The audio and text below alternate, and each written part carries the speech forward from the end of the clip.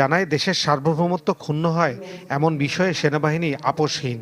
দেশের সার্বভৌমত্ব রক্ষার জন্য বা নিরাপত্তা রক্ষার জন্য আমরা সর্বদা সেনাবাহিনী একত্রে এবং একতাবদ্ধ হয়ে কাজ করে আসছি এবং ভবিষ্যতেও আমরা দেশের জন্য, দেশের নিরাপত্তার জন্য দেশের মানুষের সাথে কাজ করে যাব।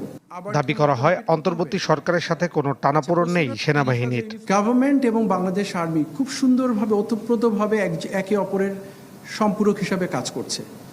আমরা প্রতিনিয়তই সরকারের সাথেই কাজ করছি, সরকার নির্দেশনা মেনেই কাজ করছি। এই করিডোর ইস্যুটা অত্যন্ত স্পর্শকাতর, এটা নিয়ে বিভিন্ন রকম কথা হয়েছে। অবশ্যই আমরা কম্প্রোমাইজ করিনি বর্ডার, এবং যতক্ষণ পর্যন্ত আমাদের গায়ে বিন্দুমাত্র শক্তি থাকবে, we'll never compromise that. This is our country and we'll protect it at any cost. KNF এর 30,000 ইউনিফর্ম বানানোর বিষয়টি খতিয়ে দেখা হচ্ছে বলেও জানানো হয় সংবাদ